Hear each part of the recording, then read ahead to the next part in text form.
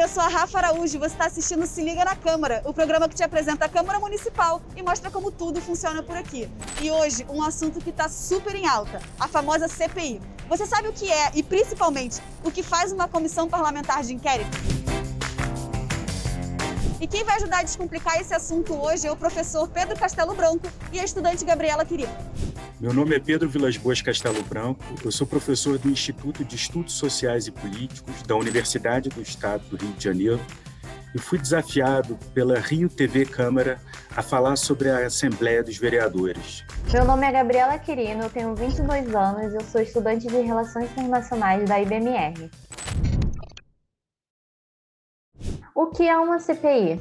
Uma CPI é um ato investigativo realizado por uma comissão, por um determinado grupo de pessoas que são representantes, seja da Câmara Municipal, da Câmara Estadual, Federal, e esse ato de investigação ele visa apurar uma determinada suspeita de mau uso dos recursos públicos, uma determinada atitude questionável de um vereador. Ele pode ser utilizado também para investigar contas de alguma empresa pública, tanto da administração direta quanto indireta.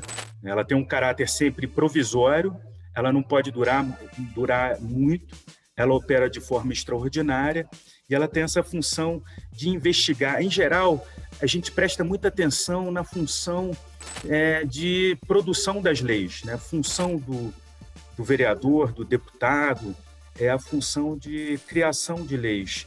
Se pensa também muito na função representativa, mas se fala menos dessa função fiscalizadora, dessa função investigativa. Em geral, se supõe que essa função vai ser exercida pela polícia, vai ser ordenada pelas autoridades judiciais e a Câmara também pode fazê-lo. Tudo isso vem da relação que tem os três poderes. Os três poderes, embora eles tenham independência, autonomia, eles também têm uma harmonia entre si. E o fato dos poderes, de ter o poder executivo, que executa, que administra, que o poder legislativo, que faz leis, e o poder judiciário, que julga, isso não significa que você não possa ter algumas atribuições dos outros poderes, por exemplo, na Assembleia Legislativa, que, como diz o artigo 58 da Constituição Federal, o representante, o vereador, o deputado, ele pode exercer determinadas funções judiciais, nesse caso de investigação, de apuração de um determinado fato suspeito. Em que casos se faz uma CPI na Câmara Municipal? Bom, existem várias situações, né? O regimento interno da Assembleia Municipal diz que são acontecimentos de ampla repercussão pública, mas podem ser ligados a questões orçamentárias, de malversação dos recursos públicos, questões do mandato dos vereadores. Podem ser várias situações diferentes. Elas estão todas tipificadas no regimento interno, mas uma questão fundamental são as questões orçamentárias, as questões ligadas a dívidas ativas do município. Então, muitas das questões se concentram em questões ligadas aos recursos. Como a CPI é instalada? Olha, ela depende do requerimento de 1/3 da Assembleia Legislativa. É chamado, em geral, de um recurso das minorias, né? Uma representação das minorias. Não é necessária a maioria aprovar. 1/3 já costuma ser suficiente para a aprovação da Comissão Parlamentar de Inquérito. É importante chamar a atenção para o fato de que a Assembleia Legislativa Municipal ela tem, sobretudo, uma função representativa e uma função de elaboração das leis. Uma terceira função que não se comenta tanto é uma função fiscalizadora, de inspecionar os atos da administração pública. Então, quando a administração pública não lida bem com os recursos públicos, ela pode ser convocada a prestar esclarecimentos através de uma comissão parlamentar de inquérito. Quem participa de uma CPI? uma CPI ela é formada pelos vereadores, né? Podem ser vereadores de diferentes partidos. Em geral, na Assembleia Legislativa da Câmara Municipal do Rio de Janeiro, são, em geral, 5 vereadores que compõem a Comissão Parlamentar de Inquérito. Como é a escolha dos vereadores para participar de uma CPI? A escolha dos vereadores ela vai se dar de acordo com a proporcionalidade dos partidos, né? Em geral, essa escolha já está ligada ao requerimento. É feito um requerimento para um determinado grupo de vereadores, de representantes, e esse requerimento ele tem que ser depois aprovado. E a aprovação dele não requer maioria, é 1/3 que aprova, e a partir daí, aqueles que fizeram o requerimento podem estabelecer as escolhas de acordo com a proporcionalidade dos seus partidos. Essa escolha ela vai se restringir pelo regimento interno a 5 membros, a 5 vereadores, pelo menos de acordo com o regimento interno da Assembleia Legislativa Municipal. E esses 5 membros vão ser escolhidos de acordo também com os líderes dos partidos, né? Mas, em geral, aqueles que fazem o requerimento são aqueles que vão participar da comissão.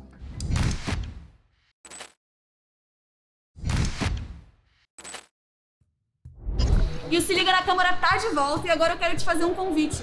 Vai lá nas nossas redes sociais, @CâmaraRio, e comenta o que você quer ver aqui no programa.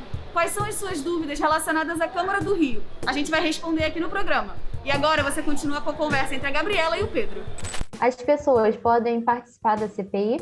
Com certeza, a população pode prestar esclarecimentos, pode enviar informações, documentos. Isso vem acontecendo, né? Na Comissão Parlamentar de Inquérito atual do Congresso Nacional, precisamente no Senado, vem acontecendo, né, que os senadores têm recebido por WhatsApp, nos seus celulares, informações, dados que os ajudam a fazer as perguntas, a esclarecer determinadas informações. Então, como eles são representantes, seja na esfera federal, estadual, municipal, eles exercem uma função representativa. Então, é totalmente legítimo que eles recebam informações e esclarecimentos da população. E aí, você tá entendendo o que uma CPI pode fazer? Agora eu vou interromper o papo dos dois rapidinho para te mostrar alguns dos gabinetes dos vereadores, que muita gente pediu lá nas nossas redes sociais. Bora lá?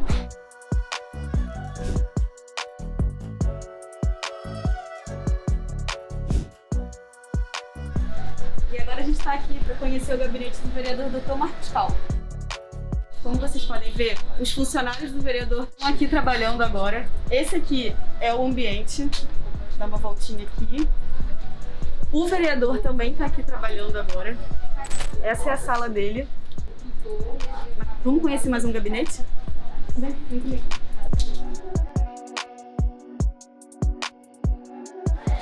E agora a gente vai conhecer o gabinete da vereadora Tereza Berger. Boa tarde, licença. Todos os gabinetes têm mais ou menos a mesma estrutura. Eles contam com uma recepção. Boa tarde. Aqui é a sala em comum que ficam os funcionários trabalhando. Eles contam também com uma copa. E essa aqui, no caso, é a sala da vereadora.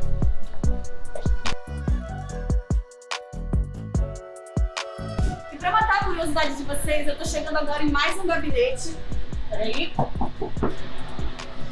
Oi, Renata, boa tarde. Tudo bem? Quem vai apresentar o gabinete do vereador William seria a Renata. Aqui é onde fica a equipe. Aqui é uma sala maior de reunião. É um gabinete que foi reformado, porque é um vereador novo da Câmara. Então a gente tem uma sala, uma mesa redonda de reunião. Aqui é a sala do vereador e ele está em reunião. Eu vou entrar atrapalhar muito.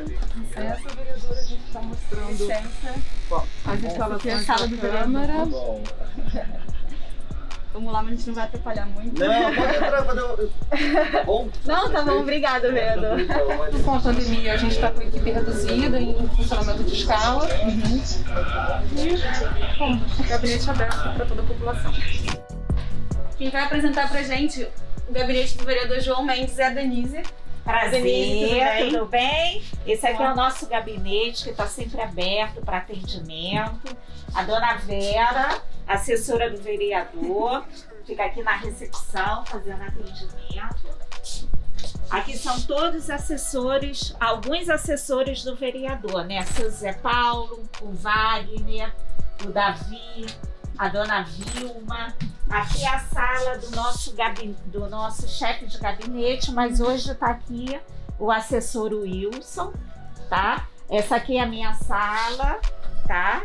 Eu estou como secretária do vereador. Ali no cantinho é a sala do assessor de imprensa, que hoje está aqui o Marcelo, Oi, Marcelo. que é assessor do vereador também. E aqui é a sala do nosso vereador João Mendes Jesus, que no momento ele está almoçando.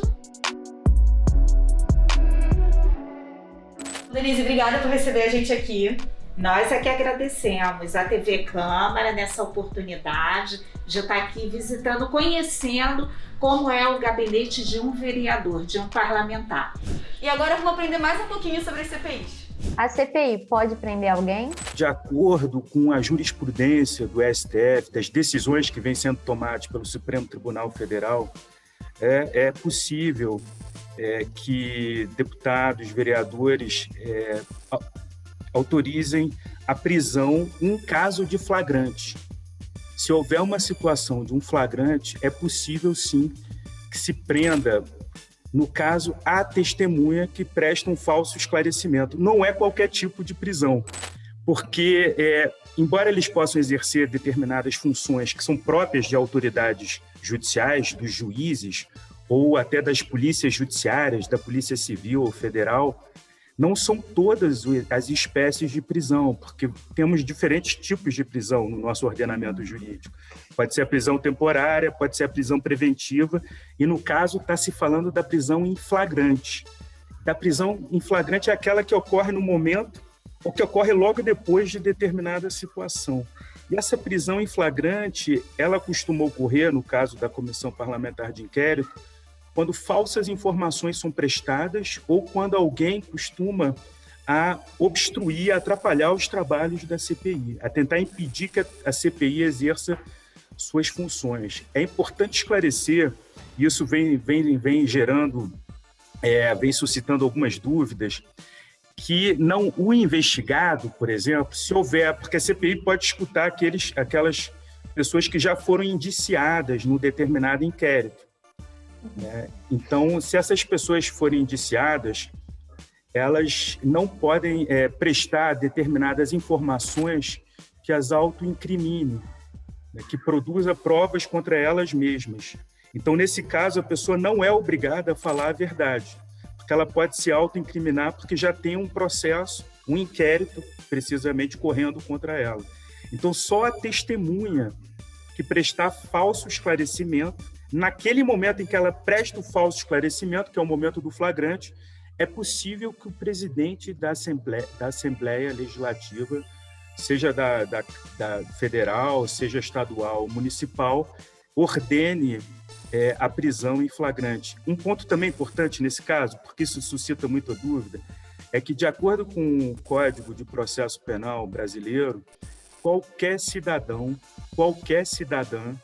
pode dar voz de prisão se observar um delito, uma infração penal ocorrendo em flagrante, ocorrendo naquele momento.